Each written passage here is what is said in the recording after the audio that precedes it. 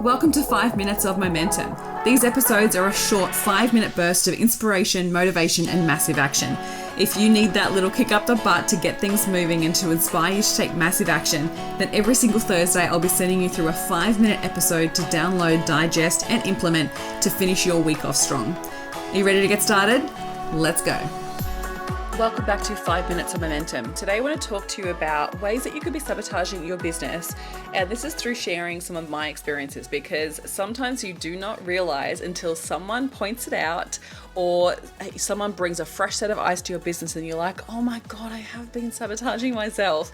Because one of the biggest things that I see, and this came through in a recent event that I ran, that we get in our own way. We get in our own way. And what I mean by that is that your mindset gets in the way. And sometimes you don't realize that you're limiting yourself without having someone else come in and be like, hey, this is how I'm doing it. What are you doing? Or have someone else look at your business and give you different suggestions and change the way that you think about doing business.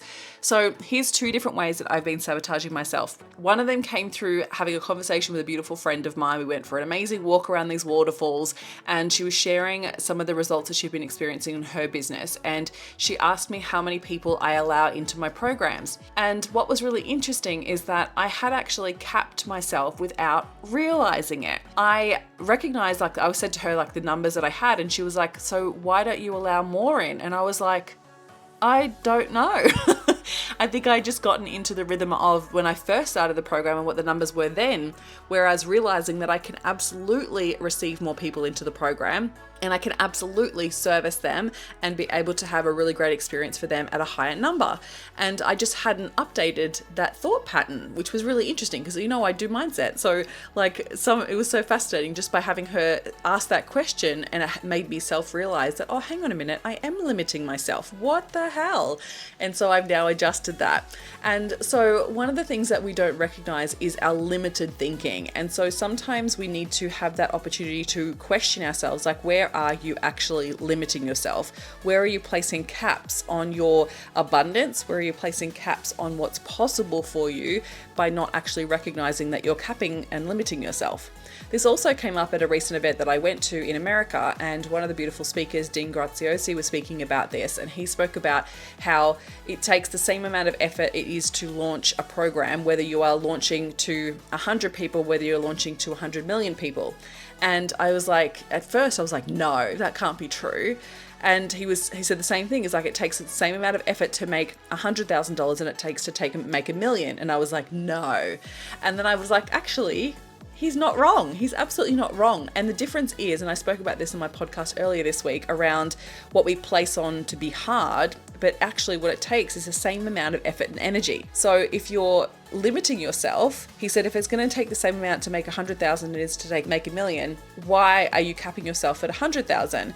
And he was like, add another 0. And I was like, oh, well, I don't really need to add another 0 necessarily. And I really went back to my goals and questioned okay, so why these goals?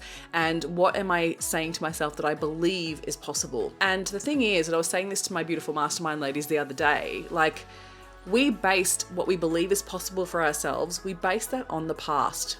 And the thing is, in business, so many things can change and quantum leaps can happen when you believe in the possibility of it. And when we have in our mindset a specific number that we think we're going to achieve, we cap ourselves at that point. And this happened with one of my mastermind ladies recently. She had a goal to bring in 5 people into her program. And so she acted as if that was going to happen. We put in the processes, we put in the systems in order for her to make that happen.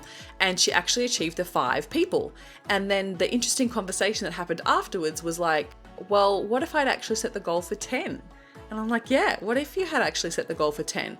But at the time, she was like, I couldn't even fathom having just 5 people in. It just seemed like such a massive goal because she didn't have any proof from the past that anyone would buy it because it was the first launch of a new program, right? And I think this is the thing, is that we can get so caught up in limiting ourselves that we're not opening ourselves up for the possibility. And so the way that I now suggest clients to set goals is to actually set a bracket rather than a specific number. Because often what happens when we set a specific number is we have some level of resistance towards that number. Whereas when we create a bracket, sometimes it removes that resistance. So rather than saying, I want 5 people, I would say 5 to 10, right? I'd be happy with wherever it lands in the middle. 5 to 10 feels super good for me. And so I want you to suggest that for yourself. Like, where are you setting goals and where have you set a specific number and whether you have resistance towards that? Because you could be sabotaging your growth by capping yourself instead of actually opening yourself up to the possibility of more. Another way that I've been sabotaging myself recently is not actually sharing the next level results that I've been creating for my other clients as well as for myself. And I feel like this comes back to, and this has become so prevalent for me in the last month because of my time in America. When I was visiting America, I got to connect with so many amazing people in business and got to hear the results that they've been achieving and the amazing things they're doing in their businesses and also the challenges too. But one of the things that really stood out to me, and I'm sure you know this if you follow anyone that's American online, is that they're not backwards and coming forwards and sharing how amazing they are. And sometimes that can come across a little bit pretentious. I think as Australians, we sometimes look at that as being a little bit pretentious or boastful, but it's actually something that is culturally developed for them over their lifetime. Like, they are brought up in a country where they're told that they're amazing, that they're great, they're the number one in the world, right?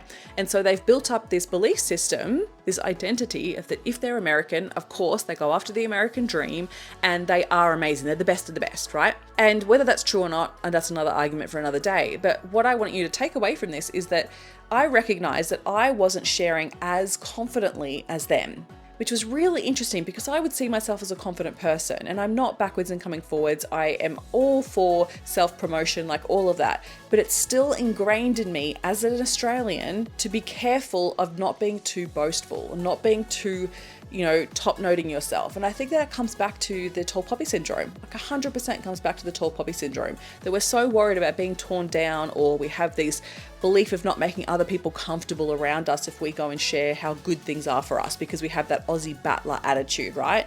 We want to back the underdog. We want to be connected to other people who are battling, but it's not serving us, especially in business.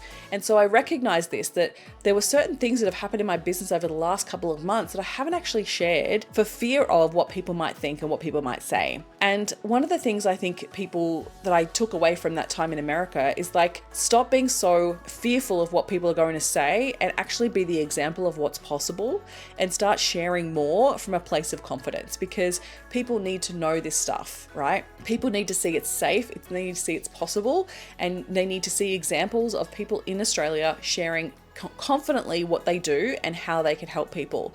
And I feel like it's one of those things, if we can take a leaf out of their book and honestly start confidently promoting ourselves more effectively, we're more likely to achieve next level results in our business. So I want you to think about this week, and I think about how can you share a result that you've achieved for a client or a result that you've achieved for yourself, and I want you to share the story behind it. And I'm going to do this too. So I want you to challenge yourself to do this, because people need to know. If you're not telling people, no one else is out there telling you for them. So recently at an event that I ran, I had a client actually share, and it was so interesting too, because it speaks to the same topic. So I had a client share in the room with these other incredible businesswomen, and she's one of my Elevate Mastermind ladies. She was saying with one of the techniques that I shared with her about sales strategies, she's implemented this specific strategy in her business. And since then, she has converted at 100%. 100%. I was so blown away by it. I was like, oh my goodness, why haven't you told me this yet? Like, we're already 4 months into the mastermind. She hasn't even told me this. And she's like, since I implemented this back at the beginning of the mastermind, I've had 100% conversion. And I was like, oh my soul, I cannot wait to share that. But secondly, I celebrated her massively in the room, because I was just like, I can't believe you haven't told me this yet. That's so amazing. And that's what I want sales to be. I want it to be super easy, something simple that just gets slightly tweaked and it helps to shift their business in a massive way. And she's had such incredible results. She celebrated just the other day in the mastermind that she didn't realize, but in January she hit her 10K month, the first time in her business. And it's so exciting to see the results that are happening from the tools that I'm sharing with them, and also the knowledge and the coaching that I'm giving them in the mastermind. So I want you to do the same thing. I want you to go back and ask your clients the results that you're helping them achieve, because sometimes we don't even do that, and that causes you to not promote that. And then I want you to go share it. I want you to go share it as a beautiful success story. It is honestly worth your while. All right, lovely. I hope you have an incredible week. And if you feel like tagging me in that share, honestly, I want to celebrate with you. So tag me in it, please. Tag me at @ChristineCorcoran_coach. Otherwise, have an incredible week.